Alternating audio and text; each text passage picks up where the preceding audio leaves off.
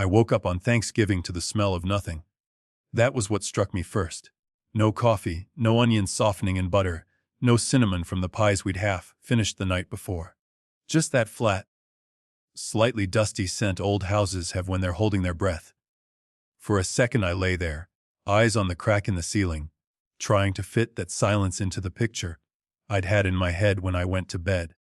I'd fallen asleep smiling, listening to my granddaughter's tiny feet racing down the hall, Sophie's laughter in the kitchen, Daniel's voice rumbling as he argued with the football commentary on TV. The house had been alive, busy, crowded in all the good ways. Thanksgiving morning in my mind meant chaos. Somebody banging cabinet doors trying to find the big roasting pan, Emma begging to taste the whipped cream, Sophie fretting about presentation, Daniel asking where I kept the good knives for the 10th time. Instead, the only sound was the faint hum of the refrigerator and the old clock ticking steadily on my nightstand. I pushed the covers back and sat there for a moment, listening harder, like noise might suddenly materialize if I just concentrated enough. "Danny," I called, my voice cracking in the stillness. "Sophie, sweetheart." My words seemed to hit the hallway outside my bedroom and fall straight down. No answer, no rustle, nothing. I told myself they were all just sleeping in. Long drive yesterday. Late night with too much wine and too many stories. Maybe I'd finally become the only early bird in the family. I slipped my feet into my slippers, found my robe, and opened the bedroom door. The hallway was dim, the faint November light leaking around the edges of the curtains at the far end. I could see the guest room door half open. "Emma," I tried again, walking slowly. "Pumpkin, you awake?" When she was smaller, she'd come barreling out of that room the second she heard my door click, hair wild, dragging her stuffed rabbit by one ear. That image flashed in my mind so sharply that when no small body appeared, my heart gave a little lurch. The guest room looked like the pictures in magazines, not like anyone had slept there. The bedspread I'd straightened that afternoon was still tight and smooth, pillows propped just so. No pajamas on the floor, no tiny socks tucked into the corner like she always left them. The air was cold, unused. I went closer, fingers brushing the top of the dresser. No scattered hair ties, no Sophie's makeup bag, no crumpled t-shirt Daniel should have folded. I opened the closet. Empty hangers swung once and settled. The big black suitcase they'd wheeled in with exaggerated groans yesterday morning was gone. So was the little pink roller that had bumped each stair on the way up while Emma told me very seriously she'd packed all her important things. The coat rack by the front door looked wrong too when I stepped into the living room. Only my old parka and the thin red scarf I wore to church hung there. Daniel's leather jacket, Sophie's long camel coat, the little glittery one they'd bought for Emma, just for the holidays. All gone. My stomach sank, slow and heavy. They must have gone out, I told myself. Maybe the store. Maybe they'd decided to surprise me with something. Brunch or those fancy pastries Sophie was always talking about from some bakery downtown. Maybe an emergency. Maybe. I walked into the kitchen, clinging to that hope. The kitchen didn't look like three people had snuck out in a hurry. It looked like a showroom. Every dish we'd used the night before was washed, dried, and put away. The counters, which had been buried under bags of groceries and flour, dusted mixing bowls, were bare, wiped down so well I could see dull reflections in them. The turkey I'd rubbed with butter and herbs, talking to Emma about how her grandfather had taught me, still sat in its pan on the second shelf of the fridge, under a layer of foil. It looked oddly exiled there, waiting for hands that hadn't stayed. The expensive cheeses and little jars of imported olives and special cranberry chutney Sophie had insisted on bringing. "We're doing Thanksgiving the modern way this year." Were no longer there. Gap stared back at me from the shelves like missing teeth. On the edge of the counter by the coffee maker lay a folded piece of paper. My name, Mom, was written on the front, in Daniel's blocky handwriting. My fingers didn't feel like they belonged to me when I picked it up. The paper shook a little between my thumb and forefinger as I unfolded it. "Mom, emergency change of plans. Sophie and I decided it's best we have some time away. We'll explain everything when we're back. Don't worry about us. Daniel, no. Happy Thanksgiving." No, sorry. No mention of Emma at all, just that. Time away. as if they'd been on some exhausting tour of duty instead of getting a free holiday meal at my table. It read like a notice slipped under an apartment door.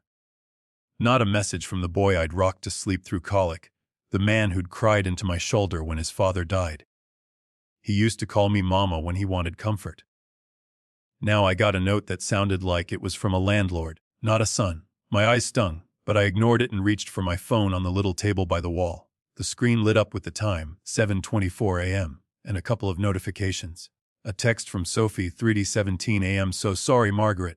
We had to catch an earlier flight. It's better this way. Take care of yourself. Another from Daniel, 3:21 a.m. You'll understand soon. This is for the best. I read them over and over, like maybe the words would rearrange themselves into something that made sense. An earlier flight. To where? They were supposed to be here, carving turkey, watching the parade with me. It's better this way. Better than what? Exactly. Waking me up to say goodbye. Letting me hug my granddaughter before they vanished. I hit the call button on Daniel's name before I could talk myself out of it. The ringing barely started before his voicemail picked up. This is Daniel. Leave a message. I swallowed, the sound loud in my own ears. Danny, it's Mom, I said, hearing the tremor I wanted to hide. I woke up and you're all gone. I got your note. I glanced at the folded paper on the counter, as if it might suddenly explain itself. What's going on? Are you all right? Call me, please. I'm worried. I hung up and tried Sophie's number. Straight to voicemail. Sophie, it's Margaret. I saw your text. I don't understand. Is Emma okay? Just let me know you're all right. I set the phone down next to the note. The kitchen clock above the sink ticked. The little turkey-shaped salt shaker Emma had painted at school grinned from the center of the table, waiting for a meal that wasn't going to happen. Humiliation hit me in a wave. I pictured the turkey thawing in my fridge, the pies cooling on the back counter, the fall centerpiece I'd fussed over yesterday morning. I'd told Linda from next door that my kids were coming in, like some proud hen. She'd smiled and said, "Oh, it'll be so nice. You won't be alone this year." Alone. The word landed differently now. Maybe there was an emergency, I told myself desperately, clutching for anything kind. Maybe someone had gotten sick. But if that were true, why wash the dishes? Why take all their luggage? Why no call, just cryptic little messages in the dead of night? Why those phrases? Better this way. For the best. Like they were talking about putting a dog down. I opened the fridge again just to have something to do, staring at the turkey like it might answer. Behind it, taped to the inside wall, were the photos I kept there. Past Thanksgivings. Daniel with mashed potatoes on his cheeks as a toddler, John holding him up to help carve. I touched the edge of one picture with my knuckle, and suddenly felt older than my 68 years. As I closed the door, my eyes drifted, not to the table or the oven, but down the hall, toward the little built-in niche where the landline used to sit. Below it was a shallow drawer. It had been there longer than I'd owned the house, stubborn and sticky from layers of paint. It never closed all the way, always sticking out a hair's breadth. Now it sat perfectly flush. It was such a small thing, but I knew my house the way some people know the lines on their palms. That drawer didn't close like that on its own. Very slowly, I walked over and curled my fingers around the handle. The wood glided open without the usual hitch. Inside, the mess was gone. For years I'd stuffed that drawer with coupons I meant to use, menace from the pizza place, notepads, 3 pairs of cheap reading glasses, and, tucked in the very back, my important envelopes. My original will copy, a photocopy of my house deed, some bank paperwork, all in a beat-up manila folder with my handwriting across the front. The coupons and menus had vanished. In their place, manila folders lay stacked in a neat row, edges aligned like soldiers. The familiar, creased one with my handwriting was there, but it wasn't on the bottom anymore, hidden and half crumpled. It sat right on top, too smooth, like someone had pressed it flat. I pulled it out. The paper inside felt slightly different, thicker, less worn.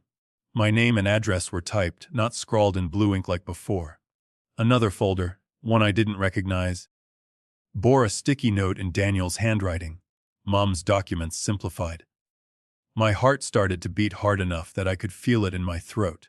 Last week Daniel had stood in this very hallway with a stack of forms in his hand, smiling that tight smile he got when he wanted something.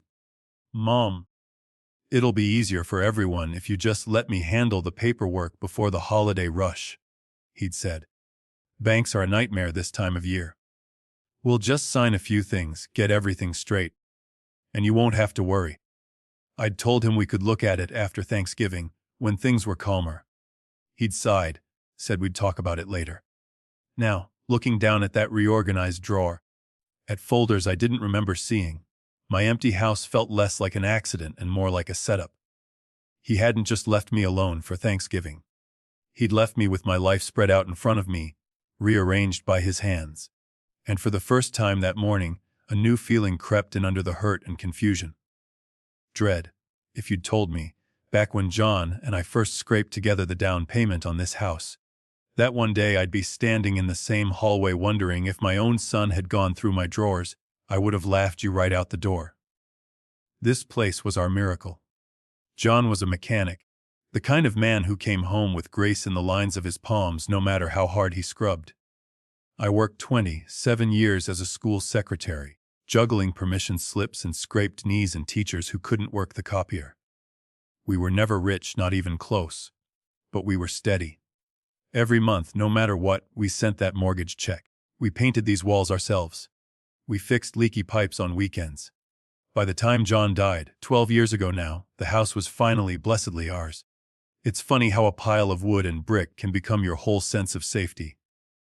My savings account is modest, my pension predictable. But this house is my backbone. It's where we brought Daniel home from the hospital. It's where John's boots sat by the door every night. It's where I learned how to be alone when I became a widow. Daniel was my only child. After he came, the doctors frowned and shook their heads about me having more, but I hardly cared. He filled the whole world. I still see him at 5 years old, legs too short for the kitchen chair. Arms smeared up to the elbows in cranberry sauce because he'd helped stir and then decided to taste it directly with his hands.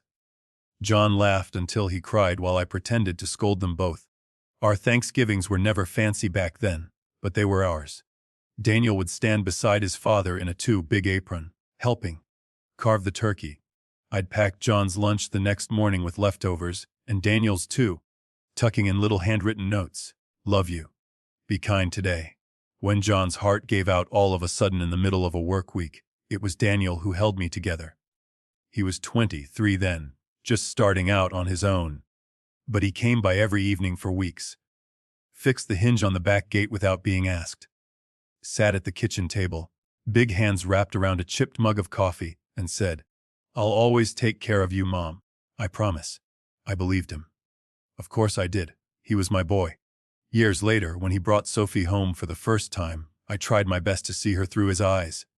He'd met her at some networking event. All glass walls and canopies, a different world from mine. She swept into my living room like she'd stepped off a magazine page. Perfect hair, perfect lashes, a perfume I couldn't name but recognized as expensive. "Oh, I love your house, Margaret," she said, turning in a little circle near the doorway. "So much character. So much potential." I smiled, foolishly proud. "Thank you. We did a lot of it ourselves." Her smile tightened just a hair. I can tell. At first, I thought she was just different.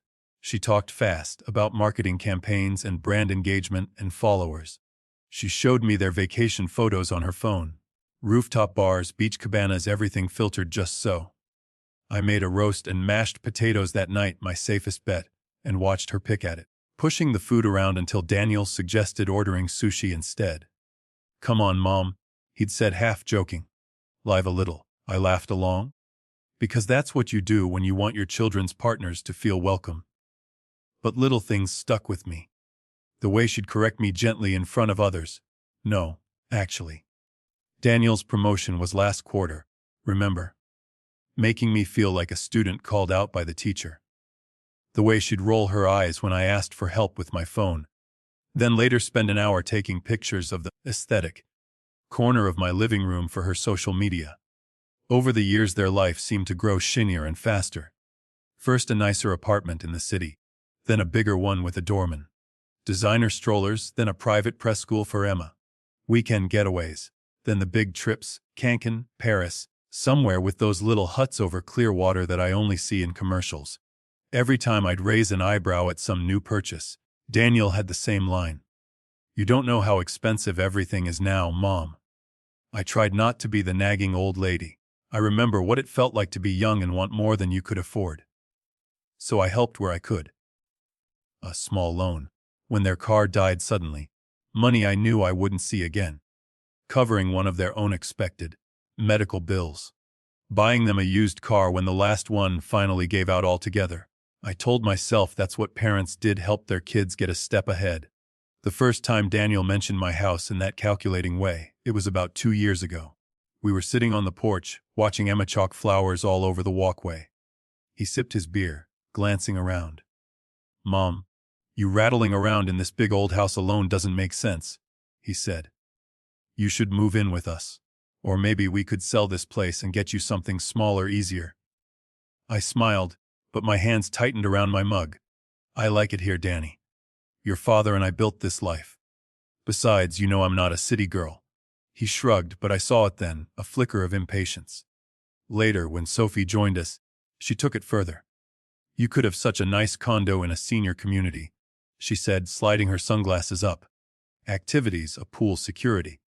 This property could work harder for you and us. It's kind of wasted on just one person." Wasted. That word stung. I changed the subject. But from then on, the house wasn't just my home in their eyes. It was an asset. A number on a spreadsheet. This past year, Daniel started using new phrases. Putting things in order. Being practical. He'd show up with his laptop and a neat stack of papers. "Mom, we need to talk about your will," he said one afternoon, spreading everything out on the table. "And a durable power of attorney. Just in case something happens. You don't want the state making decisions, do you?" He wasn't wrong, not completely. I knew enough ladies from church who died without wills and left a mess behind. I'd already done a simple one years ago with your standard. Everything to my husband, then to my son. Kind of language. But now John was gone, and Daniel's updates always seemed to give him more control than I was comfortable with. He'd push the papers toward me, pen at the ready. "Just sign them, Mom. Why do you have to make everything so difficult?" I'd adjust my glasses and say, "I'm allowed to read what I'm signing, Daniel. I might be old, but I'm not stupid." Once, Sophie sighed loudly enough to rattle the spoons in their jar. "It's not like we're trying to cheat you, Margaret. We just need clarity." Since when did my caution become an inconvenience to my own child? As Thanksgiving approached, Daniel was suddenly very keen on spending it at my place. "We should come stay with you a few days," he said on the phone. "We haven't had real family time in ages.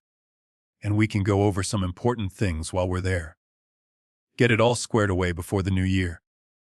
They showed up 2 days early with new matching luggage sets. The kind I'd only seen in airport stores.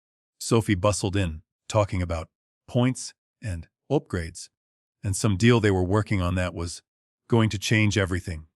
There was a tense edge under their chatter, like a string pulled too tight. Still, that first night, it almost felt like the old days. We had wine, we laughed, Emma and I made a mess in the kitchen with pie crust. Sophie, usually distracted by her phone, was suddenly very interested in helping me organize. "Where do you keep your important documents, Margaret?" she asked, wiping down the counter a little too vigorously. "You're always misplacing things." "In the hall drawer," I said, without thinking. "Why?" She smiled, all dimples and white teeth. "Let's clean it out. I'll help you. You've got so many old copies and junk. We should put the important ones together in a safe place." I watched her pull out the overstuffed folder with my will and the photocopy of the deed, her fingers too comfortable on papers that had taken me a lifetime to fill. She frowned at my handwriting. "These old copies are confusing," she said finally. "Let's put the important ones together in a safe place." I remember nodding, a little overwhelmed by the sudden flurry of tidying, the clink of wine glasses, Emma tugging at my sleeve to show me something on TV. I remember thinking, they're trying to help. They're being responsible. Now, standing in front of that same drawer with its unnaturally neat folders and unfamiliar forms, the memory felt different, sharper around the edges. Back then, I thought the worst thing that could happen was spending a holiday alone. I didn't realize they'd been quietly rearranging more than my kitchen. They'd been rearranging my future. I carried the folders to the dining room table, like they were something heavy and slightly poisonous. That table was supposed to be covered in plates and platters by noon, kids' cups with straws, the good china I only took out twice a year. Instead it was bare except for a fall runner and a little ceramic turkey Emma had painted at school, staring at me with lopsided eyes as I spread my life across the wood. I sat down slowly, the chair creaking under me, and laid the manila folder flat. My hands didn't want to open it. Some part of me still hoped this was all in my head, that when I looked down I'd see the same old papers I'd tucked there years ago. Proof that nothing important had changed. I opened it anyway. The first page on top was a will. My name was there, typed neatly, Last Will and Testament of Margaret Ann Collins. The font was different than the one I remembered, sleeker, more modern. The paper itself felt heavier, like the fancy kind they use for wedding invitations. I scanned down the lines, my eyes snagging on phrases. I bequeath all right, title, and interest in my real property located at. It listed my address. To my son Daniel Collins and or his spouse, Sophie Collins, in equal shares, with full authority. I stopped. And or his spouse. That was new. I knew it with the dull certainty you get when you see a stranger wearing your coat. My old will, the one I'd done at the legal aid clinic years back, had been simple. Everything to John, and if he predeceased me, to Daniel. I'd written little notes on the margin about maybe leaving a small sum to the church and a local literacy charity John loved. We'd talked about it late one night, the way the older couples at church did. I flipped frantically through the pages, looking for that line. The charity wasn't there. No church, no literacy fund, no little acknowledgement of the causes we'd cared about. Instead, every path led straight to Daniel and, now, neatly grafted on, Sophie. My signature sat at the bottom of the last page, a little island of black ink. I leaned closer. I've been signing my name for nearly 70 years. I know its moods. Some days it's strong. Some days my hand shakes a bit if I've been gardening. This signature looked like mine, but off somehow. The M sagged in the middle instead of rising, the G in Margaret curled too tight. It reminded me of my writing when my arthritis flared, except I didn't remember signing this on a bad day. There was a witness line with a name I didn't recognize. Another with a scrawl that could have been anyone. A buzzing started up behind my eyes. No, I whispered to the empty room. I didn't sign this. Not like this. I dug deeper into the folder. More updated documents, all on the same crisp paper. A durable power of attorney form appointing Daniel to act in all financial matters. Effective immediately, not just if I became incapacitated. A healthcare proxy listing him as the sole decision maker. Each had a version of my name at the bottom, some better imitations than others. My chest felt tight. You think of betrayal as a big dramatic scene. Someone shouting, slamming a door. But there's another kind. Quiet and administrative, hiding in clauses and signatures. Maybe I did, I muttered, shaking my head. Maybe we went through this and I just forgot. The thought scared me more than the papers. Last month came back to me in bits and pieces. Daniel at the kitchen table, laptop open, a neat stack of forms between us. Sophie in the living room. The TV loud with some cartoon as she kept Emma occupied. What if something happens to you, Mom? Daniel had said, tapping his pen against the top page. Do you want the state making decisions? It'd be easier if I could just, handle things. He'd slid the stack toward me, smile fixed but eyes a little tense. I'd remember that tension now, the way his knee bounced under the table. I'll look them over, I'd replied. But I'm not signing anything today. I get dizzy trying to read this small print. He'd laughed, too loud. We'll go through them together. I'll explain. You trust me, don't you? Sophie had called from the other room then, something about Emma wanting a snack, and he'd left the papers with me for a few minutes. I'd flipped through, caught a few phrases I didn't like, and decided to wait. I remembered that part clearly. I did not remember picking up a pen. If I had, why was my stomach clenching like I'd found someone else's handwriting where mine should be?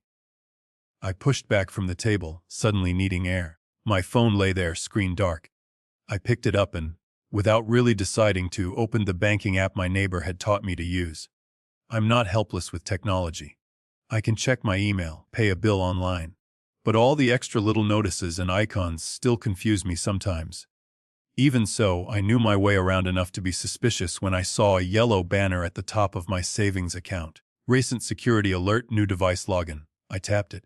New login from device ending in 4C7B November 18 Tundai 4:3 p.m. last week.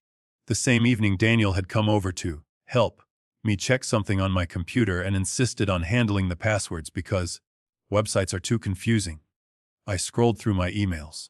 One from 3 days ago. Password reset confirmation. I frowned. I'd meant to ask Daniel about that. He'd been fiddling with my phone that night too. Another email, subject line, beneficiary update confirmation. Dated 2 days ago. I hadn't opened it. My heart thudded as I read. Dear Margaret Collins, this is to confirm your request to update beneficiary designations on account ending in. New primary beneficiary Daniel Collins. Joint access privileges. Initiated. Joint access. I exhaled a shaky breath. My savings wasn't enormous, but it was mine. A lifetime of skipped vacations and packed lunches and saying, we can't afford that this year. So that there would be something for rainy days. If this was for my benefit, why did it feel like they were sneaking away? My hand trembled as I backed out of the app. The room tilted for a second, and I grabbed the edge of the table. I told myself to breathe, in out. One thing at a time. I dialed Linda next door. The phone rang twice before her warm, familiar voice answered. Margaret. Happy Thanksgiving, honey. Are your troops up yet? I swallowed. They're gone, I said. Danny and Sophie, Emma. They left in the night. Didn't wake me. Just left a note. There was a clatter on the other end, like she'd dropped something. What?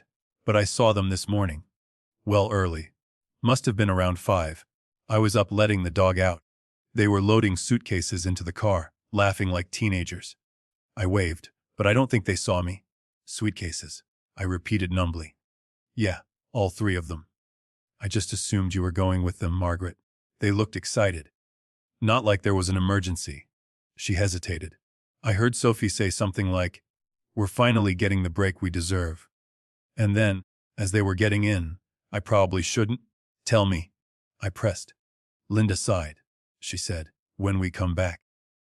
Things are going to be so much simpler with the house taken care of. I figured they were talking about getting you moved closer or something. I didn't think. Her voice trailed off. I could hear the apology in it. Thank you, I said quietly. That's helpful. We hung up after a few more murmured words. I didn't tell her about the note or the text or the papers on my table. Not yet. The shame sat too close to my skin. I opened my email again, scrolling past coupons and church newsletters until a different subject line caught my eye. Booking confirmation, luxury escape resorts. It had been forwarded to me, then recalled. A little gray, recall attempt. Notice sat under it. I tapped it before I could think better of it. There they were. My son's name, Sophie's and Emma's. 10 nights at an international resort whose name I couldn't pronounce, the kind with infinity pools spilling into an ocean so blue it hurt to look at the photos. Family suite with private plunge pool, ocean view. The total cost at the bottom made my breath catch. It was more than I lived on in 3, maybe 4 months. Payment method, a credit card I didn't recognize, and a note, remaining balance to be transferred upon receipt of funds. Funds from where? From what? At first the old excuses crowded in. Maybe they'd won some contest. Maybe it was points and promo codes, like Sophie was always bragging about. Maybe they'd planned to surprise me by inviting me later. Except there'd been no room for a 4th guest listed. And they certainly hadn't looked like people running from a crisis at 5 in the morning with their fancy suitcases and resort confirmations. I looked past the glossy brochure photos on my screen to the dry, dense lines on my table. The updated will with my erased charity. The power of attorney that gave my son full authority. The bank email confirming joint access. The memory of Sophie's fingers smoothing my old deed copy. Her offhand. These old copies are confusing. Let's put the important ones together in a safe place. The hurt I'd felt when I first woke up alone shifted. Something harder forming underneath. This wasn't a spontaneous decision made in the middle of the night because I'd annoyed them. This was a plan. Little steps taken over months. Password here, form there. 1. Just sign this. After another. Wrapped up in the language of responsibility and love.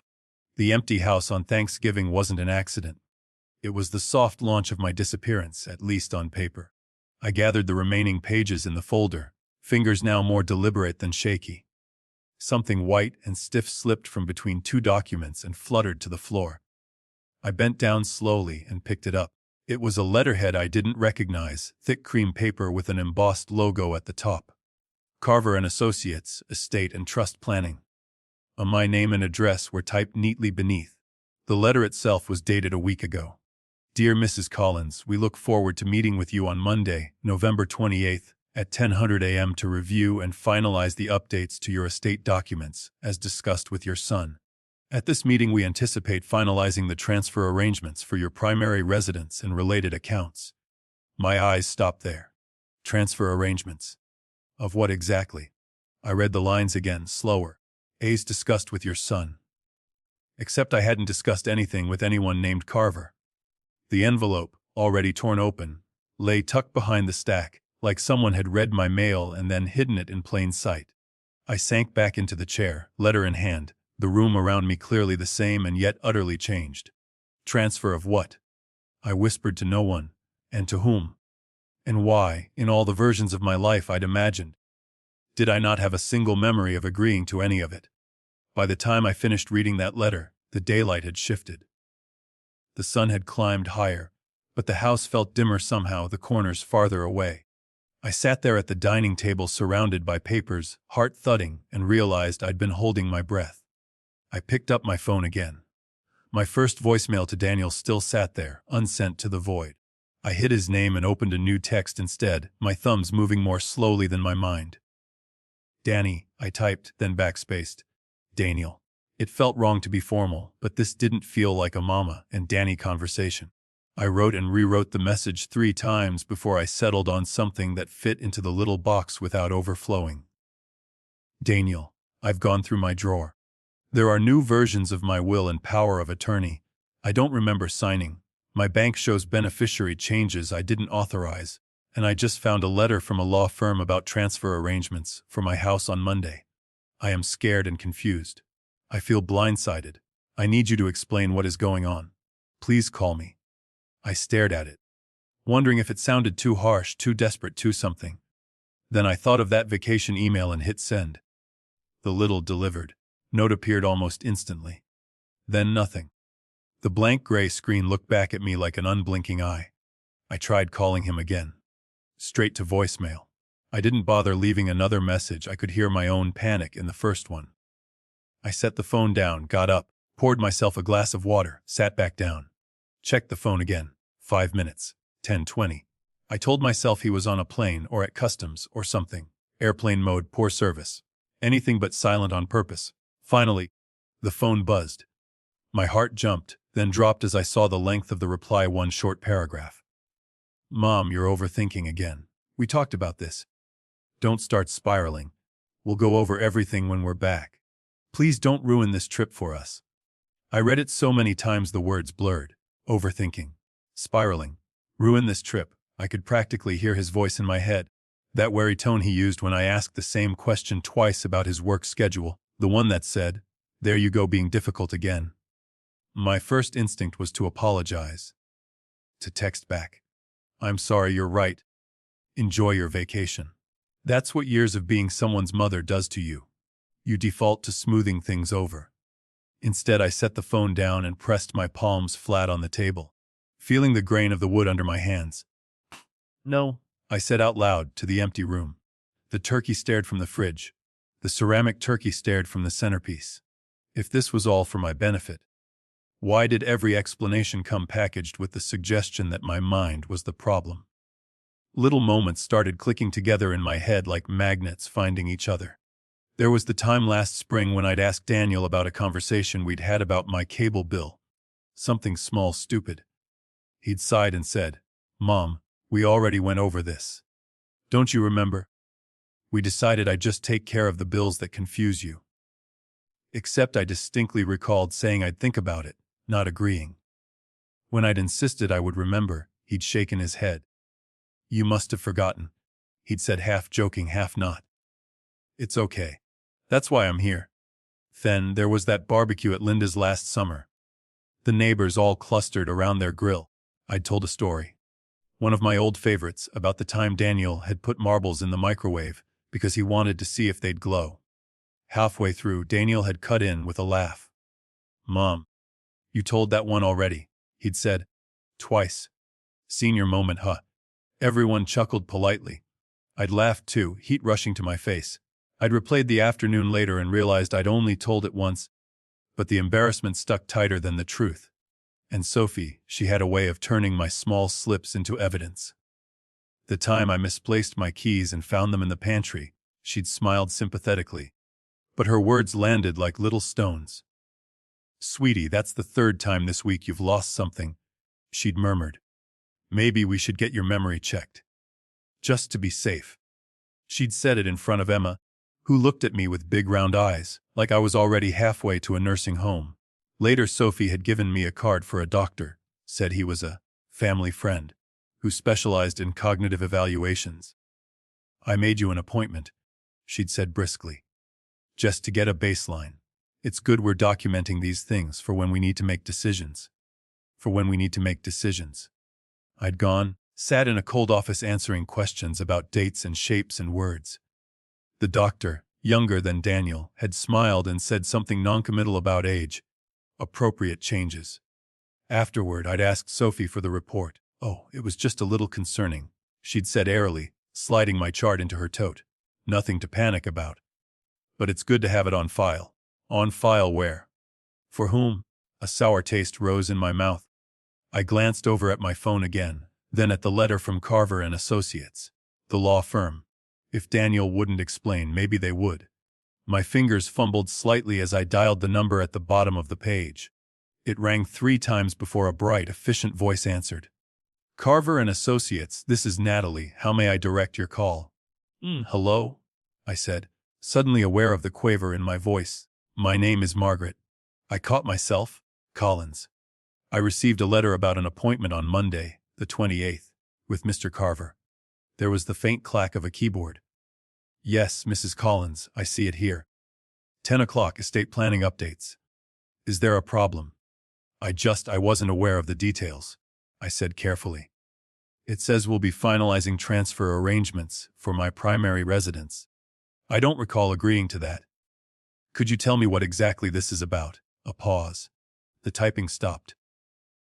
"Well, Mum, your son scheduled the appointment," she said, her tone smoothing into something more formal. "He indicated you had discussed updating your will and transferring your home into a trust.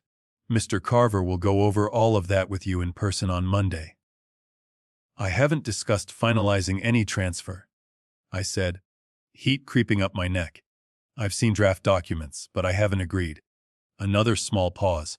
"I'm not at liberty to discuss specifics over the phone, Mrs. Collins," she replied. "Mitreat. Carver will be happy to explain everything during your appointment." In front of my son, I said, "In accordance with his role in your estate planning, yes," she answered. "Is there anything else I can help you with?" Help. The word felt hollow. "No," I said finally. "No, thank you." I hung up. For a moment, the old doubt surged again. Maybe I was making a mountain out of a molehill. Maybe they were right, and this was all for my own good, and I just wasn't keeping up as quickly as I used to. My phone buzzed again. This time it was Sophie. "Margaret." Her text read, "Remember we talked about simplifying your accounts and making sure you're not overwhelmed. You agreed, dear. Maybe you're mixing things up again. Try to relax, okay? It's Thanksgiving. Be grateful, not suspicious."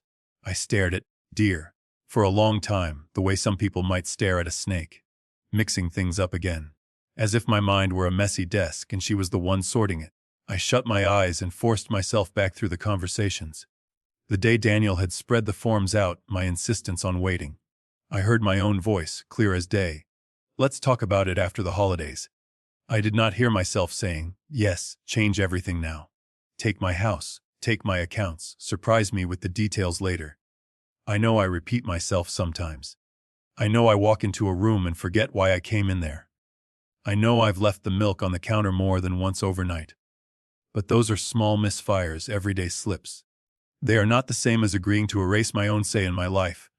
The smell of something sharp and sweet intruded on my thoughts. I sniffed the air and my heart lurched. The pies. I'd put them in the still, warm oven an hour ago, thinking to give them a little heat before lunch that would never happen. In all the paper and phone and memory, I'd completely forgotten. I rushed to the kitchen. A bitter, burnt smell rolled out as soon as I opened the oven door. The edges of the crust had gone past golden to dark brown, almost black. A thin wisp of smoke curled up toward the hood. "Damn it," I whispered, grabbing a towel and sliding the tray out. The ceramic turkey on the table smirked at me. I stared at the ruined pies and, for a moment, saw what Daniel and Sophie wanted everyone else to see: an old woman who couldn't even manage dessert without burning it. Fretting about paperwork she didn't understand. "Maybe you are slipping," a nasty little voice inside me murmured. "Maybe they're right to take things out of your hands." I set the pies down, shut off the oven burner I hadn't realized was still on, and put both hands flat on the counter until the spinning in my head slowed. "One burnt pie doesn't make me incompetent," I said firmly, to myself, to the empty chairs, to the ghosts of my husband and younger self. "Being cautious doesn't make me crazy." I thought about John, about how he'd sat with me at this same table going over paperwork for the mortgage. Every line read twice. Questions asked until we understood. No one had patted my hand then and told me to stop overthinking. He'd respected that I wanted to know exactly what we were signing. He'd said, "It's our house, Margaret. We have a right to understand what we're promising." I looked back at the folder on the dining table, at my distorted signatures and the smoothed out wording, and something in me shifted. Fear was still there. Thick, sticky, clinging. But underneath it, a different heat rose. Anger, low and steady, like coals catching. I cleaned up the stove slowly, turned on the kitchen fan to clear the smoke, and tried to think logically. So far, it was mostly my word against theirs. Their story about a confused mother versus my certainty about what I had or hadn't done. The papers looked legitimate enough on the surface. The bank had already updated beneficiaries. There was a law firm waiting to finalize transfer arrangements. If I walked into that meeting alone, still doubting my own memory because my son told me I was overthinking, I knew exactly how it would go. They'd smile and talk softly and slide more papers my way, and somewhere down the line I'd wake up to find the home John and I had sweated over no longer mine. I wiped my hands on a towel and went back to my phone, intending to scroll through old messages for anything that might help. As I picked it up, it vibrated in my hand with a new voicemail notification from an unknown number. I frowned and hit play. There was static at first, the muffled roar of what sounded like waves or maybe just crowd noise. Then, faint but unmistakable, Sophie's laugh. "Told you how easy it would be," she was saying. "You worry too much." Daniel's voice came next, clearer, with that smug undertone he got when a plan fell into place. "Once the lawyer signs off, it's basically ours. She won't fight it. Half the time she doesn't even remember what she agreed to." My own blood roared in my ears. There was a shuffle, like the phone had been jostled. Sophie saying something about ordering another drink, and then the message cut off. I stood there in the middle of my kitchen, the charred smell of pie still hanging in the air, the little ceramic turkey looking up at me, and for the first time that day, I felt something solid under my feet. They thought I was losing my mind, but they just handed me proof that my instincts were right. For a long minute after that voicemail ended, I just stood in my kitchen and let the words echo. "Once the lawyer signs off, it's basically ours. She won't fight it, she's confused half the time." They weren't talking about some abstract client. They were talking about me, about this house, about my mind. I sank into the nearest chair before my legs gave out.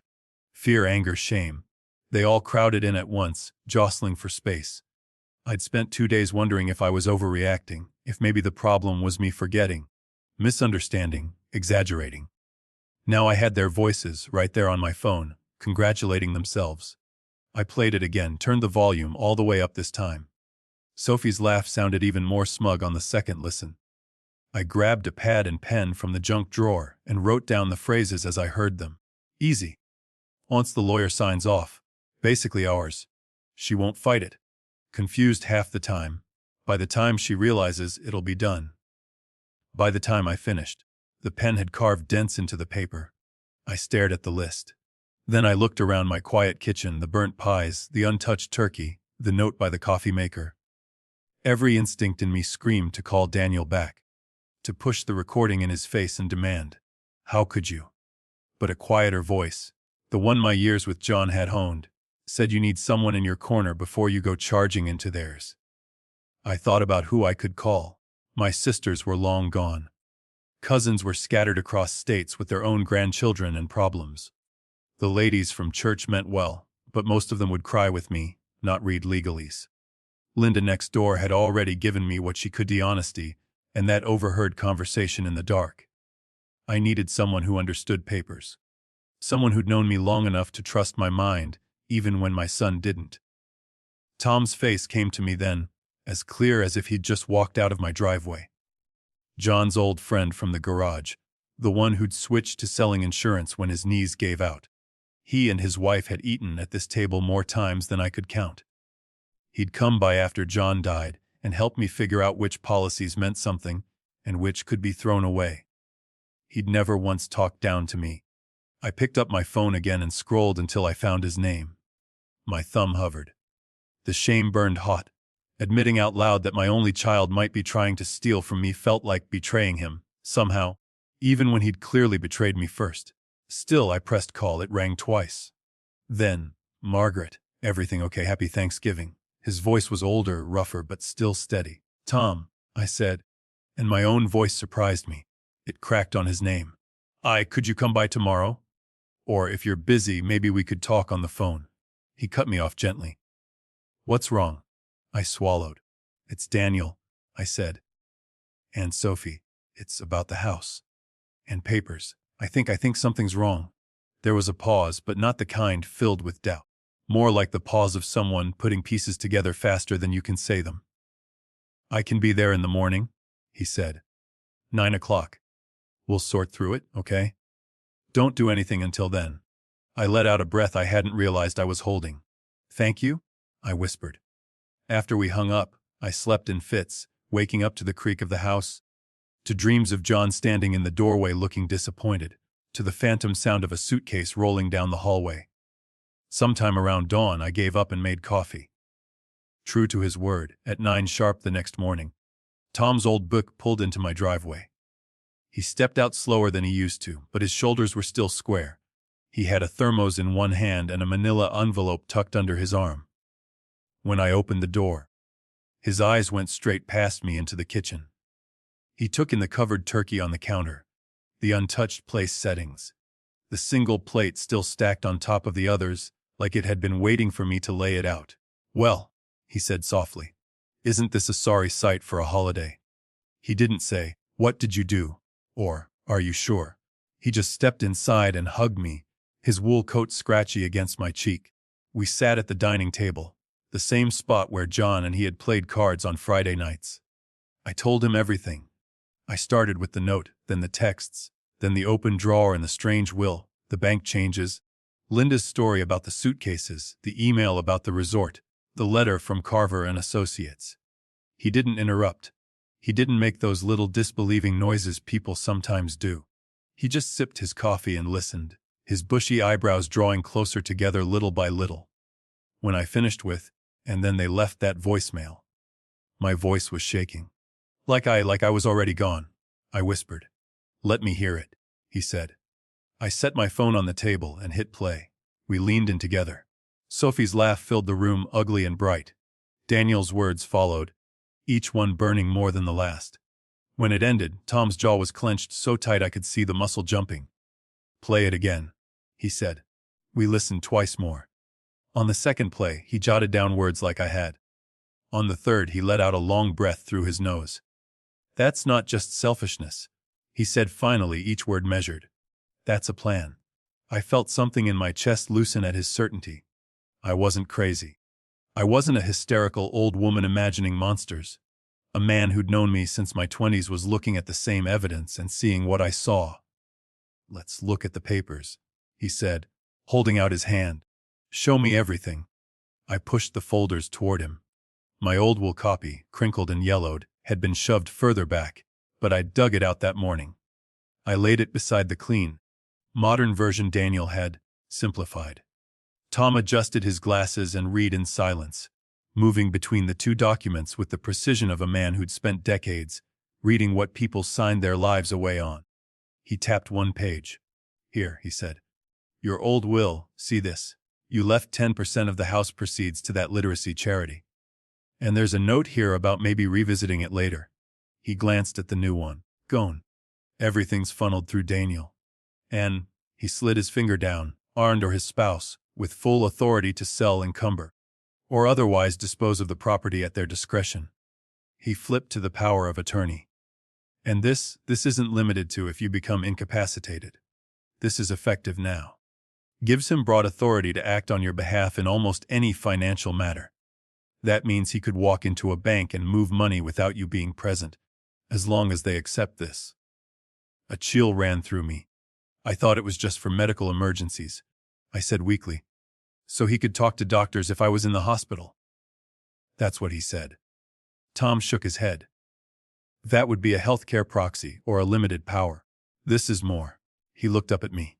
"Some of this, sure, you might have discussed in vague terms. Wills, planning. But there are parts here." He tapped a paragraph buried in the middle of the third page. "That look slipped in. Very favorable to your son. Not so much to you." He held up the page with my shaky signature. "And if you never knowingly signed this particular version, well, there are ways of copying a signature. Or having someone sign for you." The idea of Daniel tracing my name, using my hand like a stamp, made my stomach turn. "I don't want to accuse him of forgery without proof," Tom went on carefully. "But at the very least, he and that lawyer are, how can I put it politely, playing fast and loose with your understanding." I'd spent days questioning my memory. I thought numbly. Now I was questioning my son's soul. Tom sat back, rubbing his temples. "You know this isn't my area exactly," he said. "I sold life insurance, not souls. But I know enough to tell you you need a lawyer of your own. Not the one your son picked. Someone who understands elder law and financial abuse." The phrase, financial abuse, made me flinch. You hear it on the news about strangers and caretakers, not about your own child. "Do you know anyone?" I asked. He nodded slowly. "There's a woman named Alvarez. Elena Alvarez. She helped my sister when her kids tried to force her into a guardianship she didn't need just so they could sell her farm. Tough as nails. Knows every trick in the book." He pulled out his phone with surprising ease for a man his age and scrolled through contacts. "I've still got her office number. Looks like there's an emergency line too." We called. Of course we did. Tom insisted on staying, sitting across from me as the phone rang, as if his presence might steady the outcome. An automated message picked up first, then after I left my name and a short, shaking summary. "Me son changed my will without my understanding. There's a meeting Monday. I think he's trying to take my house." I almost hung up, not expecting anything until after the holiday. But less than an hour later, my phone buzzed with a new number. I put it on speaker, my hand too unsteady to hold. "Mrs. Collins." A woman's voice, warm but brisk. "This is Elena Alvarez. I got your message. Do you have a few minutes to talk?" "Yes," I said. "Yes, I do." My voice sounded small in my own dining room. I cleared my throat. "Thank you for calling back so quickly. I don't like to wait on these things," she said. "Elder financial abuse doesn't take holidays. Tom spoke very highly of you. Why don't you tell me what's been going on? From the beginning." Again. The note, the texts, the reorganized drawer, the altered will, the bank changes, the resort email, the law firm letter, the voicemail. I tried to keep my story linear, but the emotions kept crowding in. Every time my voice wobbled, Ms. Alvarez didn't rush me. She just said, "I understand," or, "Take your time." When I finished, she was quiet for a beat. "Okay," she said at last. "First, I'm sorry you're dealing with this, especially from family. Second, what you're describing is unfortunately not uncommon. Being older doesn't make you incompetent, Mrs. Collins. It makes you a bigger target, but targets can still fight back." A tight laugh escaped me, half relief, half disbelief. "So I'm not crazy," I murmured. "No," she said firmly. "You're cautious. There's a difference. Here's what I need you to do between now and our meeting. Gather every document they've had their hands on. Old and new wills, power of attorney, Any letters, that law firm notice. Print out or save any emails or texts related to your finances. And that voicemail. Back it up. Save it to multiple places if you can. I nodded, then realized she couldn't see me. Yes, I said. I can do that. Good. I'd like to meet in person before your Monday appointment with Carver. She continued. Tomorrow afternoon, if you're up to it. I can come to you. That would be. I swallowed. Yes. Please. In the meantime, if anyone pressures you to sign anything, don't, she said. You have every right to understand what you're agreeing to, and to have your own counsel present. If they're trying to rush you, that's a red flag. I thought of Daniel's irritated text. Don't start spiraling. Please don't ruin this trip for us. What about them telling people I'm confused? I asked softly. They've been saying things. About me forgetting. Getting things mixed up. That's another common tactic when someone wants control, she said. Laying groundwork to declare you incompetent if you resist. We're going to get ahead of that.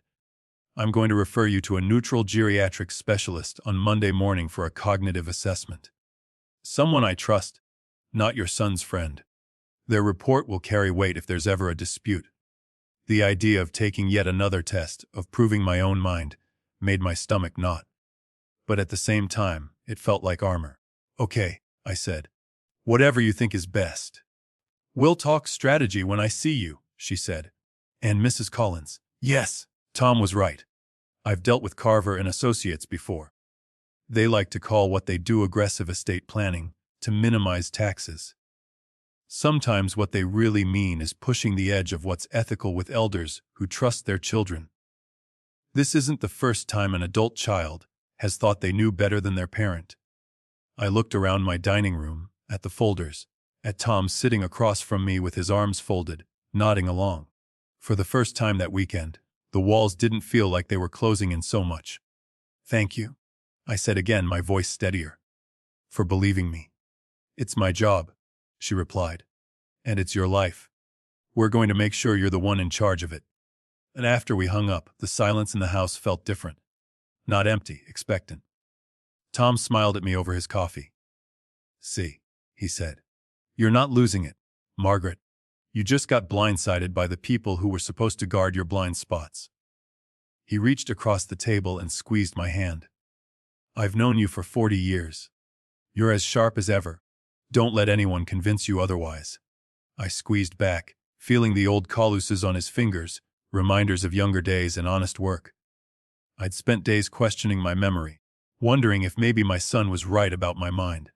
Now, thanks to a grainy voicemail and 2 allies who saw me clearly, I was questioning something far more painful, the person I'd trusted most. And as terrifying as that was, it also lit a small, fierce flame inside me. I wasn't crazy, I wasn't done. And I was about to find out just how far Daniel had planned to go. Ms. Alvarez came on Saturday afternoon, just as the pale November sun started slanting across my living room floor. I watched her from the front window as she climbed my porch steps, a leather bag over one shoulder, a dark coat buttoned against the chill. She wasn't what I'd expected somehow. I'd pictured someone stern and gray, but she looked maybe mid-40s, hair pulled back neatly, eyes sharp behind simple glasses. Mrs. Collins, she said when I opened the door, extending her hand. Her grip was firm, not crushing, and her gaze went straight to mine, not to the wrinkles around them. Please, call me Margaret, I replied. Then you must call me Alina, she said, stepping inside. And you must show me where the coffee is, because we have some work to do. That made me laugh in spite of myself. I led her to the dining room. The table, once my holiday centerpiece, had officially become what Tom nicknamed our war room. Folders, notebooks, my phone. A yellow legal pad where I'd started writing down every odd comment and date I could remember. It all waited in the middle like pieces on a chessboard. She took it in with one sweeping glance. Good, she said. You're organized. That helps. Tom had offered to stay, but we'd agreed this part should be just me and the lawyer. Still, he dropped off a plate of leftover ham and a thermos of soup that morning like I was heading into surgery. Linda had texted me twice to say she was right next door if I needed anything. Their quiet support hummed under everything as I sat down across from Elena. Start where it feels right, she said, flipping open a notebook. We can fill in the blanks as we go. So I did. I told the story again, the way I had on the phone, but this time with the papers in front of us. The note, the texts, the drawer, the altered documents, the bank email, the law firm letter, the voicemail. Every time I reached for something, her eyes followed, attentive but not pitying. When I finished, she tapped her pen on the folder that held the newer will and power of attorney. May I? She asked. Please, I said. I'm tired of looking at them alone. She read quickly, lips moving slightly, jotting notes in the margin of a legal pad. Then she laid my old will copy beside the new one, like Tom had done. Your first will is very standard for a married couple, she said. Simple, clear. The new one is also standard in many ways, but the devil's in the details. She pointed to the section about the house. Here.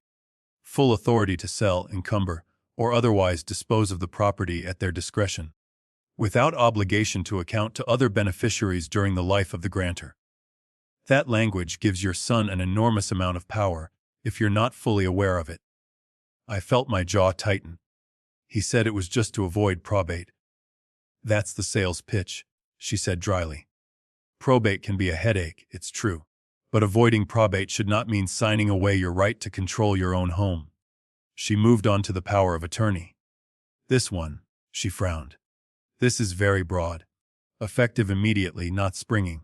That means your son could, in theory, use this to access your accounts, change beneficiaries, even initiate a transfer of the house into a trust. All without you physically present. Which is exactly what seems to have started happening. I murmured. She nodded. Some of this may have been discussed with you in vague terms. I'll help with bills. Let's make things easier. But there are clauses here that I would never let one of my clients sign without a full, line-by-line explanation. The fact that you don't recall that happening, she looked up, and that you have a voicemail of your son essentially planning to move assets before you notice, that's extremely concerning. I swallowed. What can I do? I mean now, before Monday? It feels like they've already tied my hands. Not yet, she said. You still have control. We're going to make sure you keep it. She turned to a clean page on her pad and began listing steps, speaking as she wrote. First, we draft revocations of this power of attorney and of any recent wills or estate documents you may have signed under pressure. You have the right to revoke them at any time as long as you're competent, which from what I've seen and heard you are. I let out a breath I didn't know I was holding. Second, first thing Monday morning, my office will file notices with the county recorder and send letters to your primary financial institutions, she continued. We'll inform them that no transfers or changes regarding your property or accounts should be honored based on documents executed within the last year without independent verification directly from you. Can they do that? I asked. Refuse him. They can be warned, she said. And most reputable institutions will proceed cautiously once they know there's a dispute. It won't solve everything, but it buys us time and creates a paper trail. She tapped her pen thoughtfully. Third, and this is important, we need objective evidence of your cognitive state. If your son and his wife have been hinting to doctors about confusion and forgetfulness, they may be laying groundwork to claim you're incompetent if you resist their plans. My chest tightened. I went to some friend of Sophie's for a test, I said. She said the results were a little concerning, but I never saw them. Elena's mouth hardened. Right. We're not relying on that? Tomorrow morning? I want you to see Dr. Patel, a geriatric specialist I trust. She does thorough cognitive assessments. I'll call her today and explain the situation. Her report will document where you actually are mentally, not where your son wants people to think you are. What if I don't do well? I asked quietly. Saying it out loud made my throat feel tight. What if I prove him right? She held my gaze. Margaret, I've been talking to you for nearly an hour. You've told a coherent story, remembered dates, connected events, asked smart questions. You are not perfect. That's called being human, not incompetent. If the test shows normal age-related changes, that's fine. If there are areas we need to watch, we'll know. But either way, the truth is safer than a narrative they control. I nodded slowly. She was right. Facts, even uncomfortable ones, beat whispers any day. Fourth, she went on, We preserve everything. Save every text and email from Daniel and Sophie. That voicemail. Tom mentioned you wrote down the phrases. I slid the pad to her. She read my scrawled notes, then asked me to play the recording. She listened twice, then had me forward the audio file to her secure address. Good, she said. I may also have you record Monday's meeting with Carver. If it's legal in this state to do so without everyone's explicit consent, I'll double-check. In the meantime, Tom said he has an old audio recorder from his work days. Use it. Keep it in your purse. If they try to pressure or confuse you, we'll have a record. The idea of walking into that office with a secret recorder made my stomach knot, but also steadied me. Like tucking a secret under my arm. What about Daniel? I asked. Do I confront him? Tell him I know? Not yet, she said immediately.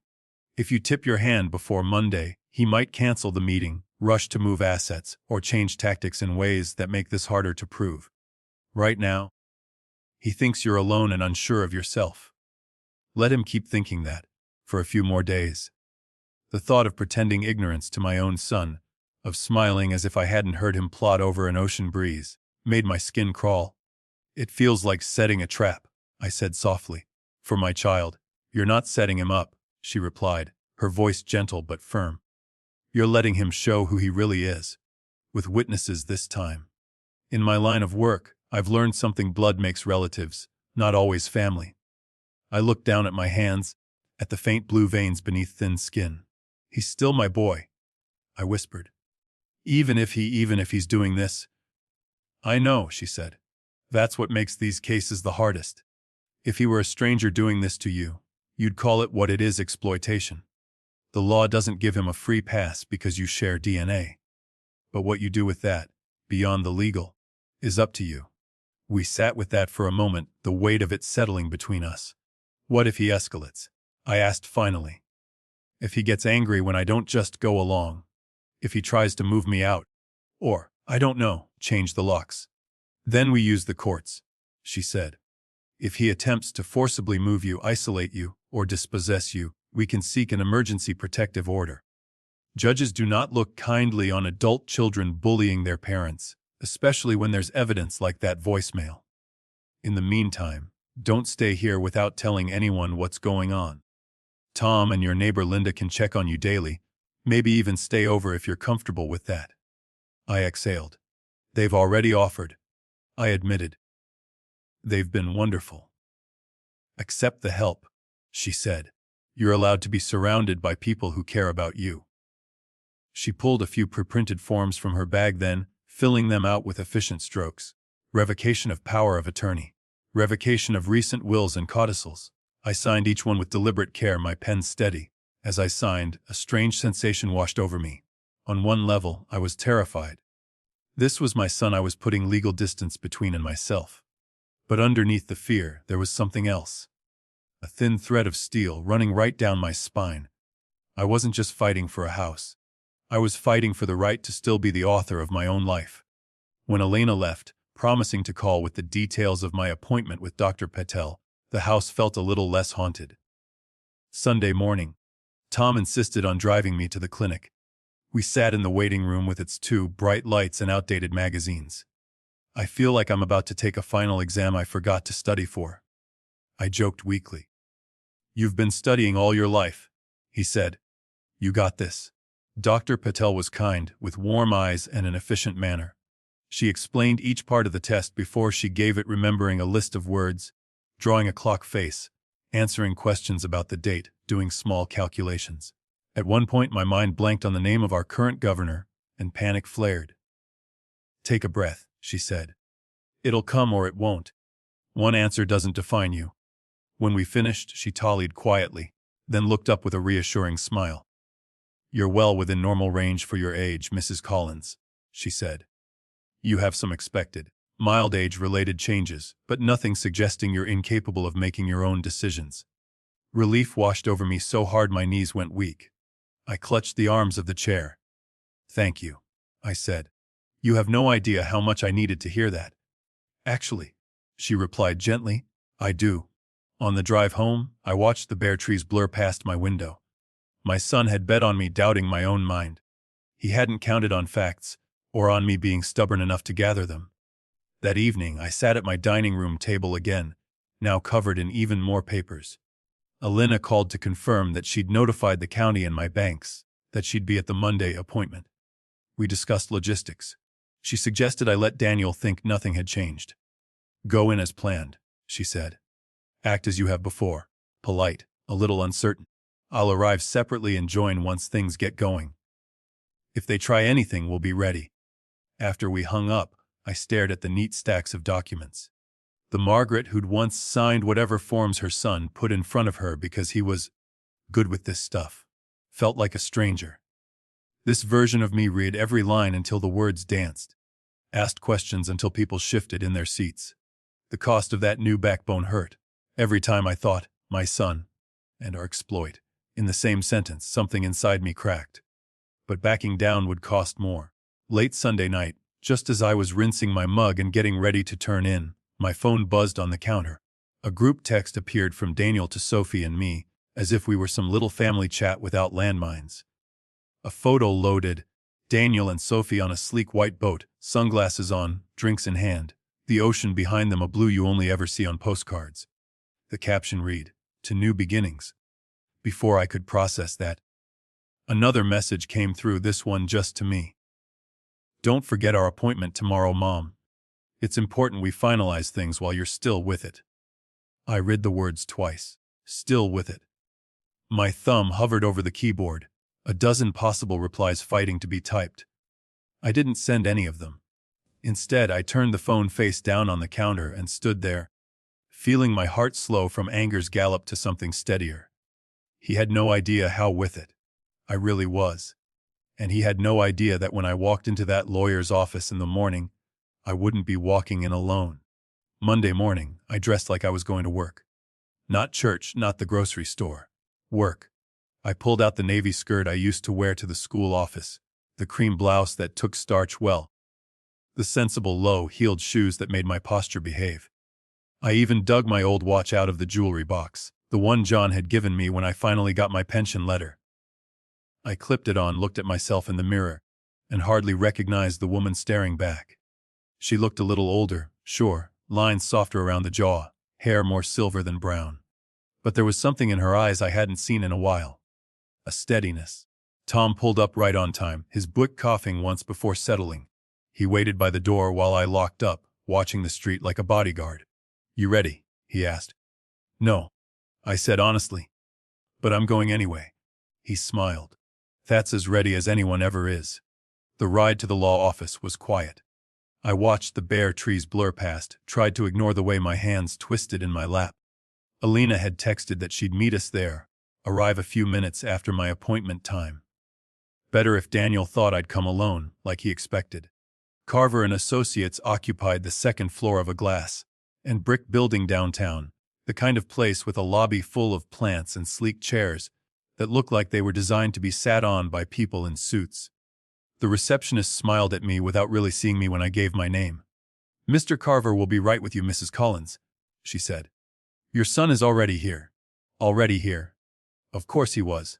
I turned to Tom. You stay out here, I murmured. Elena too. I'll go in when they call. Don't leave, though. He patted my shoulder. I'll be right here. And remember, he patted the old digital recorder he'd given me, now tucked deep in my purse. If it feels off, hit that button. My mouth was dry. I remember. When the receptionist finally led me back, the carpet under my feet felt too soft, like walking on something that might give way. The conference room was smaller than I'd pictured, more human. A wooden table, a window with a view of the parking lot, a credenza with a fancy coffee machine humming quietly. Daniel stood when I walked in, tanned, rested, a faint line between his brows. Mom, he said, crossing over to kiss my cheek. You look tired. Are you okay? This has all been a lot for you. I could smell the expensive cologne he'd started wearing in recent years, citrus and something sharper underneath. I stepped back slightly. I'm fine, I said. Just want to understand what we're doing. He gave me that patient over bright smile he used when Emma asked him for the 100th time why the sky was blue. We've talked about this, remember. Today's just to finalize things. Mrs. Collins, a smooth voice said from the table. A man in his 50s stood, hand extended. Expensive suit, perfect tie, hair just silver enough to suggest authority. "I'm Richard Carver. So nice to finally meet you in person." Finally. As if we were old friends instead of 2 signatures away from me losing my home. "We spoke on the phone," I said, shaking his hand. "Yes, we did." His grip was firm without being aggressive, practiced. "Why don't you have a seat and we'll go over everything? Your son has been very proactive in making sure your affairs are in order. It's admirable." I sat at the end of the table, Daniel to my right, Carver to my left. A neat stack of documents waited in front of me, each with a little colored flag where, presumably, my signature was meant to go. The recorder in my purse felt like a live animal under my hand. While Daniel pulled my chair in with exaggerated care, I slipped my fingers inside, found the smooth plastic, and pressed the button Tom had shown me. A faint vibration buzzed against my palm. Recording. Carver slid the first document toward me, tapping the header. "This is the updated will we've drafted based on you and your son's prior discussions," he said. "A much cleaner, more efficient instrument. At your age, it's best not to have complicated arrangements. Your son will take care of everything. At your age." As if being 68 made me some fragile antique, I glanced at Daniel. He gave me a reassuring nod. "You want me to handle things," he said. "You said so last month. You got overwhelmed by the legal language, remember? I told you I'd take that burden off your shoulders." "That's one way to put it," I thought. But I kept my voice mild. "Why don't you walk me through what happens to my house if I sign this?" I asked, looking back at Carver. "In plain English, please." He smiled, indulgent. "Of course. Technically, the property will be placed into a revocable living trust, with you as the primary beneficiary and your son as trustee, for your benefit. Practically, it allows him to make decisions faster, to sell, refinance, or otherwise manage the property as needed, without the delays of probate or court oversight. It's very common. Standard, really. For whom? I wondered. Out loud, I said, so he could sell the house without me agreeing. Carver chuckled softly, as if I'd said something naive. "He would be acting in your best interest, Mrs. Collins. And of course, he'd consult you." Daniel leaned closer. "Mum, we don't need to get bogged down in all the fine print. That's the point of having me. You don't have to understand every clause. Just trust me." My heart squeezed at that. How he could make those words sound like both comfort and command. "We've already started talking about next steps," he added casually, turning to Carver. "Once this is signed, we can start the process of listing the house. The market's hot. We don't want to wait until she declines more." There it was, out loud. Declines more. I swallowed, kept my face as neutral as I could. "Declines," I repeated. He waved a hand. "You know, Mom, you've been more forgetful. Losing things. We've talked about this." I heard my own voice in my head. Maybe I do misplace my keys. But I don't misplace my signature or my son's conscience. I reached for the top page, not to sign, but to read. The letters swam a bit, but I forced myself to take in each line. No more charity bequest. Broad trustee powers. Language about, for the comfort and maintenance of the grantor as determined by the trustee. I was underlining a sentence in my head when there was a light knock at the door. "Come in," Carver called, a small frown flickering. The receptionist cracked it open. "I'm sorry to interrupt," she said. "Mr. Carver, there's an attorney here, Ms. Alvarez, who says she's with Mrs. Collins." Daniel's head snapped around. "What?" he blurted before catching himself. "Mum. What is this?" Alina stepped in behind the receptionist, calm as a cat on a windowsill. Dark suit, folder under her arm, expression pleasant but unreadable. "Apologies for the interruption," she said smoothly. "I'm Elena Alvarez, Mrs. Collins's attorney. She retained me over the weekend to review any proposed changes to her estate. I'll be sitting in on this meeting and advising her. I trust that's not a problem." For a heartbeat, no one spoke. Then Carver's lawyerly mask slid back into place. "Of course," he said, voice a touch cooler. "We always welcome clients seeking independent counsel." He gestured toward an empty chair. "Please have a seat." Daniel was still staring at me. "Mom, what are you doing?" he hissed under his breath. "We talked about this. You didn't say you were dragging some stranger into our family business." My hands shook, but I folded them in my lap so he wouldn't see. I decided I wanted someone to explain things to me who wasn't personally invested, I said quietly. That's all. Oelina took her seat beside me, laid a thin file on the table, and glanced at the documents in front of me with a swift, practiced eye. So, she said lightly, what have we here? Carver launched into his earlier speech about simplicity, trusts, avoiding probate. This time, I watched Alina instead of him. Her face stayed neutral, but her eyes narrowed a fraction at certain phrases. When he finished, she tapped the trust document he'd been extolling. Mr. Carver, she said, did you fully explain to your client that under this deed and trust structure, her son as trustee would have the authority to sell her home without her specific approval, and that she would have limited recourse if she disagreed with his decisions? He gave a small, smooth laugh. We discussed that he would manage her affairs in her best interest. Mrs. Collins has expressed to her son on multiple occasions that she finds these matters overwhelming and wishes him to handle them. Mrs. Collins also tells me she doesn't recall signing the current version of this will, Alina said mildly, nor this particular power of attorney, that she asked to wait until after the holidays to discuss any changes, and that she discovered a meeting scheduled in her name without her full understanding of its purpose. Daniel's face reddened. We've gone over this with her many times, he insisted. She forgets.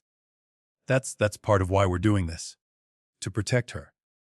Elena's eyes flicked to me, then back to him. Is that why in this voicemail? She pulled out a small recorder of her own, my audio file queued up. My stomach dropped and soared at once.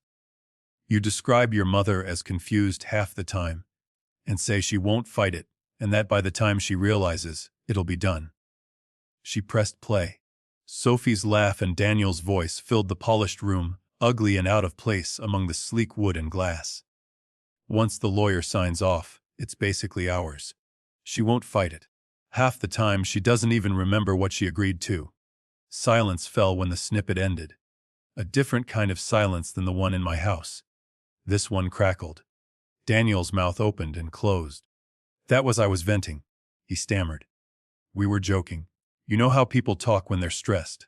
It doesn't mean. Elena held up a hand. Save it, she said, still calm. She slid 2 documents across the table. These are revocations of any prior powers of attorney and wills executed in the last year, which Mrs. Collins signed yesterday. And this, she produced a thin report, is a cognitive assessment conducted by Dr. Patel yesterday morning, indicating that Mrs. Collins is well within normal range for her age. In other words, competent to understand and make decisions about her own estate. She placed them side by side in front of Carver. I'm sure, she added, that as an officer of the court, you don't want to proceed with any transfers or signings today that could later be characterized as the product of undue influence or lack of informed consent. Particularly now that you've been put on notice of these issues. Carver's practiced calm faltered. His eyes skimmed the assessment, then the revocations. He cleared his throat. Well, he said, given this new information and Mrs. Collins's desire to have her own counsel review everything, perhaps it would be prudent to pause. Allow her more time to consider her options. You can't be serious. Daniel snapped, turning to him. We've spent months on this. You said we needed to move before the end of the year. You told me. Daniel, Carver cut in, voice firm now. My duty is to my client. Now that she has independent counsel and has expressed reservations, I cannot in good conscience proceed today. Your duty is to both of us, Daniel shot back. I'm the one who hired you. Elena's eyebrow lifted. Actually, his duty is solely to the person whose name is on the documents, she said, which is Mrs. Collins. Any broader interpretation would be problematic. She turned to Carver. I'd also be curious to know how thoroughly you documented that you explained to her the scope of the power of attorney and trust powers she was granting. In writing. Because if we end up in court, that will be an important question. The tension in the room drew tighter, like a rope pulled from both ends. Carver held her gaze for a beat, then looked at me. Mrs. Collins, he said, tone more cautious now. It is, of course, your right to involve another attorney and to reconsider any arrangements. I apologize if you felt rushed. That was not my intention. I almost laughed at that, but held it in. I think, Elena said smoothly. That we're done here for today. Any further discussions about Mrs. Collins's estate should go through my office, and I would advise against taking any action based on documents she has already revoked. Carver nodded stiffly. Understood. Daniel's chair scraped back. Mom, a word, he snapped, already heading for the door. Elena gave my arm a small, grounding squeeze under the table. You don't have to go alone, she murmured. It's okay, I whispered back. I wasn't sure it was, but I needed to hear what he'd say when he thought the respectable adults weren't listening. Out in the hallway, the carpeting muffled our footsteps. Daniel didn't stop until we were around the corner, out of sight of the receptionist. His face was red, his jaw clenched so tight the vein in his neck stood out. What the hell was that? He hissed. Dragging some ambulance chaser into our family business, making me look like an idiot in front of Carver. Protecting myself, I said quietly. From being railroaded into signing away my home. He laughed bitterly. You're making a huge mistake, Mom. You think that lawyer and your little friends can protect you from the consequences. You have no idea what you're starting. The words hit me like a splash of cold water. There was no mama, no soft concern, no gentleness. Just threat, naked and sharp. For the first time, he wasn't even pretending to be the concerned son. I looked at him, really looked. At the tan that didn't come from any sun in this town, the expensive watch on his wrist, the anger blazing where shame should have been. Maybe I didn't know exactly what I was starting.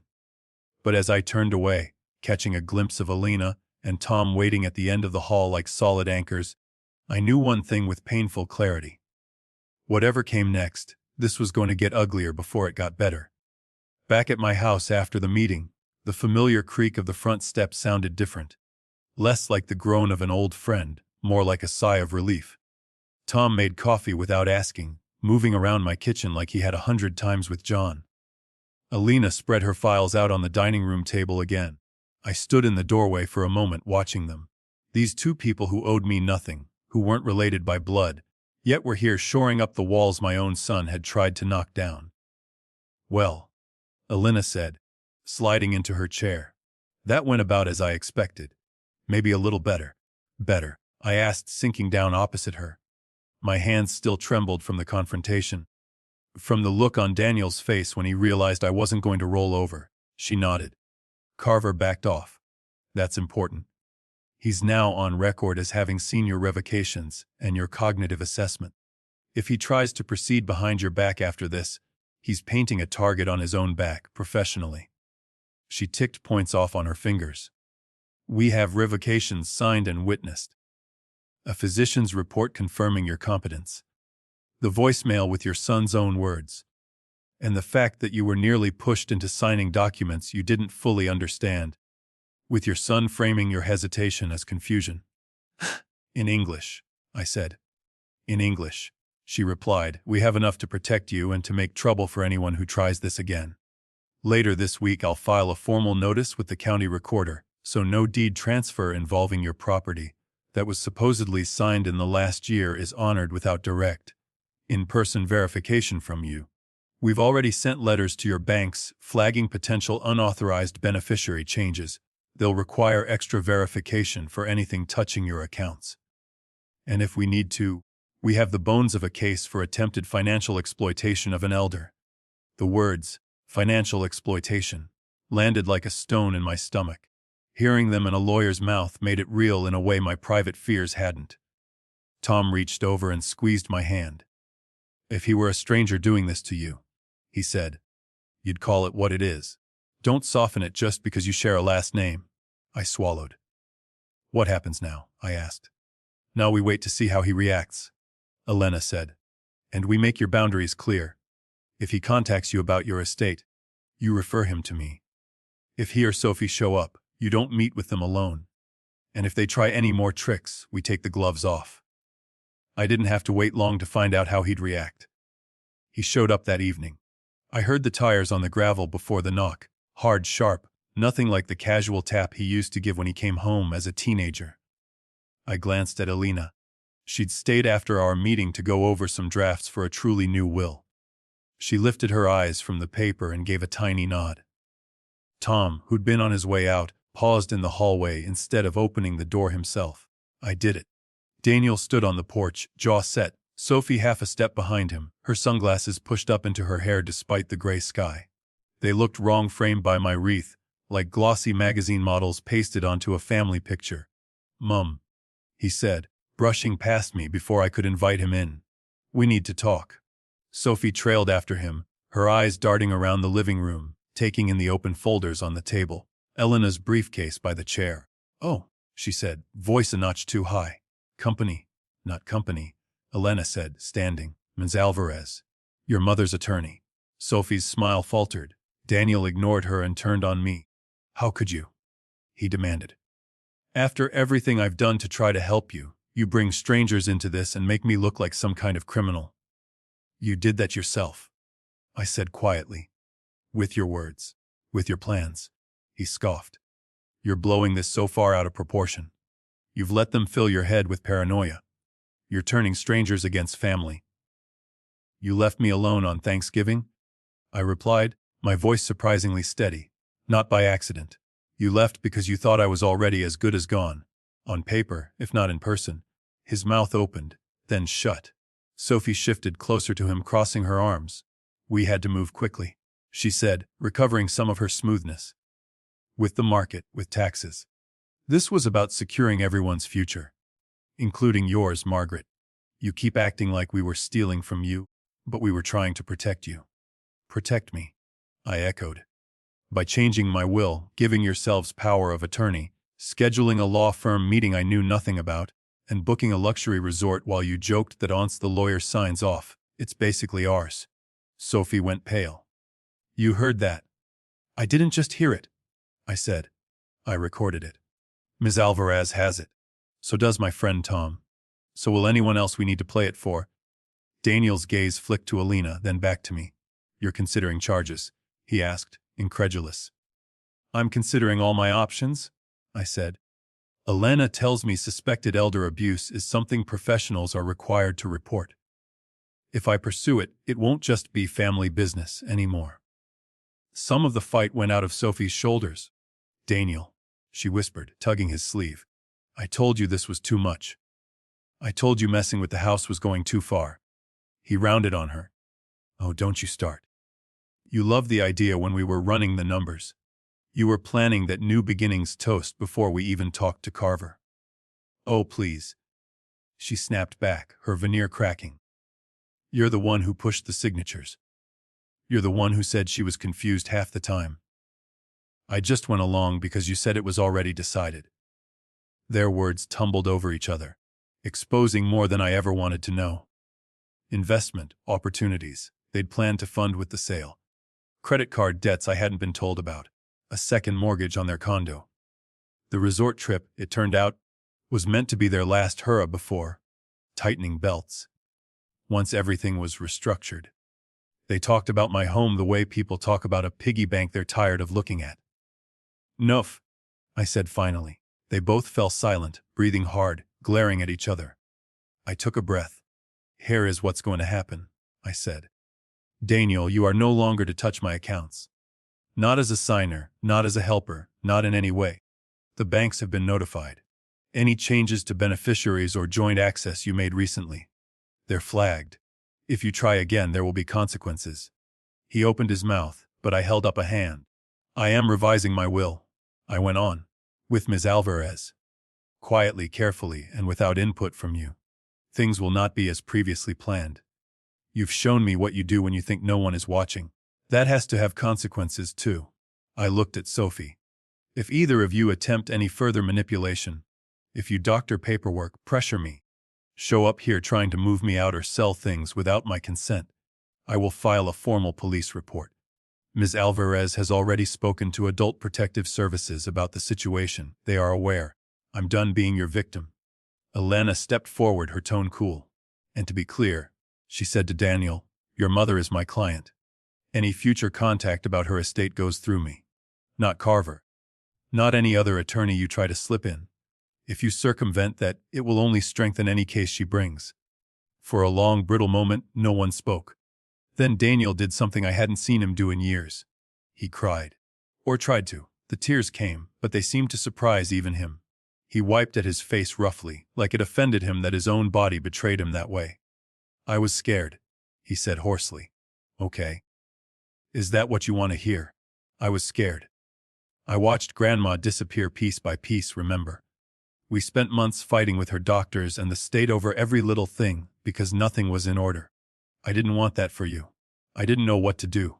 So I tried to get ahead of it. You knew enough, I said, my own voice thick now. You knew enough to book a luxury resort and plan a sale on my home without asking me. You knew enough to joke about it over cocktails. He flinched. I never wanted to hurt you, he whispered. Intent matters, Alina said quietly, but so do actions. And impact. I looked at my son, the baby I'd brought home to this house, the boy who'd promised to take care of me, and saw a man who'd let fear and greed twist that promise into something unrecognizable. Maybe you didn't mean to hurt me, I said. But you did. You hurt my trust. That's harder to fix than any piece of paper. In the days that followed, the legal pieces settled into place. Alina filed the notices she'd promised. My banks added extra protections, freezing any new joint access changes pending my in-person confirmation. An investigator from Adult Protective Services called, spoke with me and with Alina, and opened a file, just in case. I wasn't pressing charges, for now, but the threat hung there, a shadow Daniel and Sophie could see every time they thought about testing my boundaries. Alina and I drafted a new will, one I understood line by line. The house stayed in my sole name, with clear language that I was to remain in it as long as I wished. We added a clause I'd never imagined needing: any heir who attempted to coerce, manipulate, or exploit me financially could be disinherited at my discretion. I hope I never have to enforce that, I said as I signed. So do I, she replied. But hope isn't a legal strategy. As for Daniel and Sophie, they backed off. Carver canceled any further meetings. The resort charged them a fee for changing their plans. I heard about it only indirectly, in the form of a terse text from Daniel about tight finances. They didn't darken my doorway for a while. When they did reach out, it was through sanitized, surface-level messages. Hope you're well. Emma says hi. Nothing about wills or houses or my supposed confusion. One afternoon, a few weeks later, my phone buzzed with a video call from an unfamiliar number. When I answered, Emma's face filled the screen, eyes wide and uncertain. Hi, Grandma, she said. My heart clenched. Hi, baby, I answered, forcing my tone light. How are you? Mom says you don't feel well, she said. That your brain gets tired. Is that true? I closed my eyes briefly. Of course. That was the story. Sometimes I do get tired, I said carefully. Brains get tired just like legs do, especially when you've been using them a long time. But I'm okay. And I'm getting help from good people who make sure I'm treated right. She bit her lip. Are you mad at Dad? She whispered. I thought of a dozen things I could say. The righteous words came easily. But this was an 8-year-old caught in the crossfire of adult failures. Sometimes grown-ups make mistakes when they're scared, I said instead.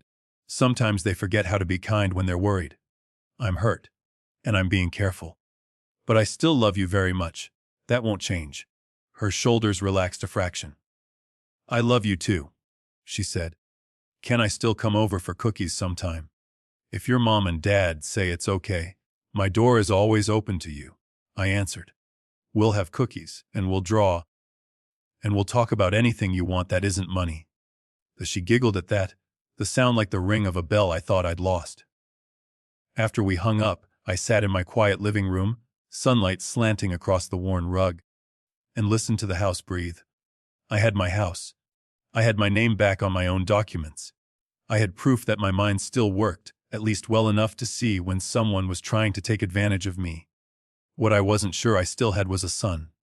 The months after everything came to light were not dramatic, not the way movies show you.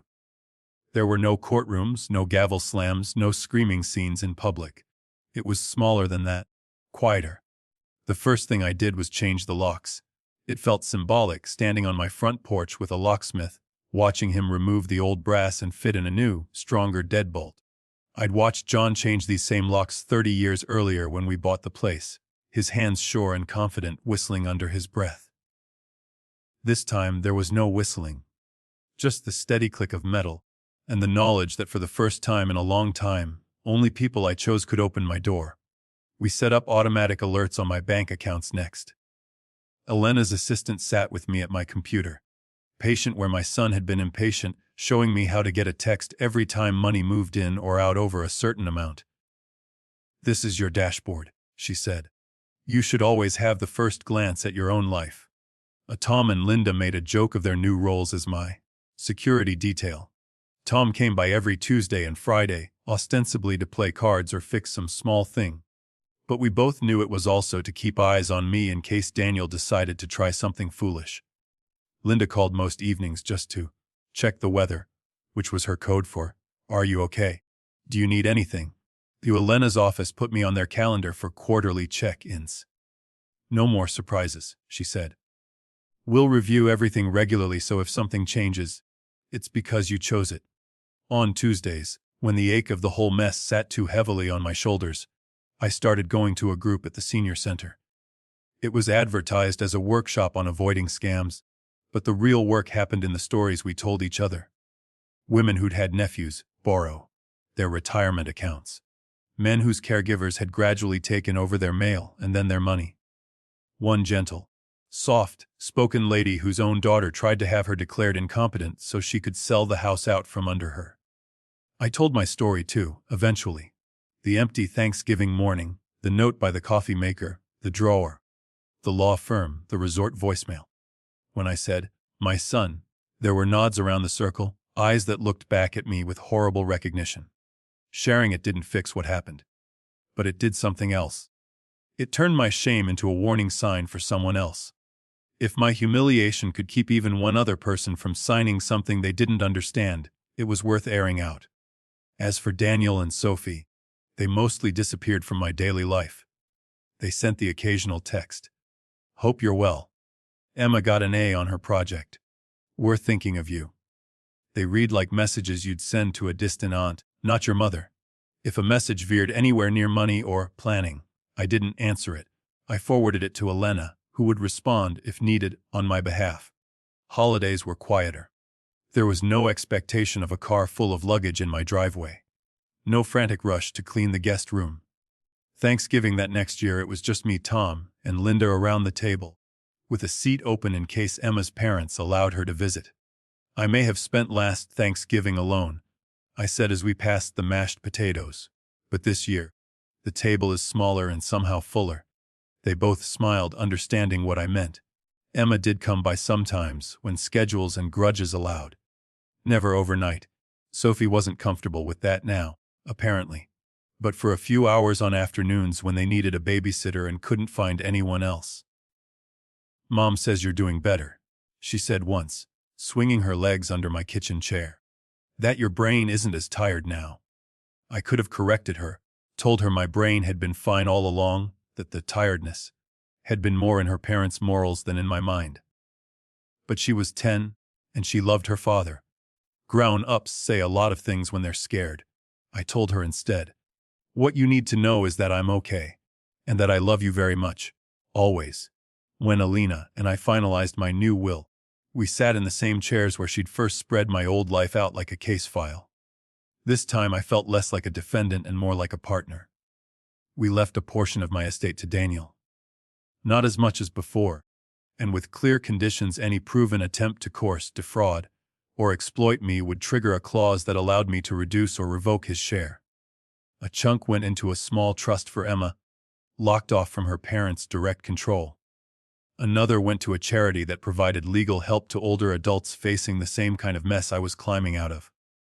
Tom refused any mention in the will at first, but I insisted on a small gift to him, for services rendered and friendship beyond measure, as Alina wrote in that formal language lawyers use to disguise love. Sometimes late at night, when the house was still and the shadows long, I still lay awake staring at the same crack in the ceiling and asked myself where I'd gone wrong with my son. Had I spoiled him? Been too soft, too proud, too eager to help? Should I have pushed him harder to stand on his own 2 feet instead of cushioning every fall? But as the months passed, another thought began to elbow its way in. He is an adult. His choices are his own. Greed and fear don't spring from nowhere, but they are fed or starved by what a person decides to do when given the chance. I refuse to let his worst choices define the rest of my years. If you've listened this far, maybe you see a bit of your own story in mine. Maybe you've felt that creeping doubt when someone moves too quickly with your paperwork. Maybe you've laughed along uncomfortably when your child or grandchild joked about your senior moments, and later lay awake wondering if they meant more by it. Here's what I learned the hard way. Read what you sign, no matter who hands it to you. I don't care if it's your son, your daughter, your favorite niece, or a lawyer in a shiny office. Take your time. Ask questions.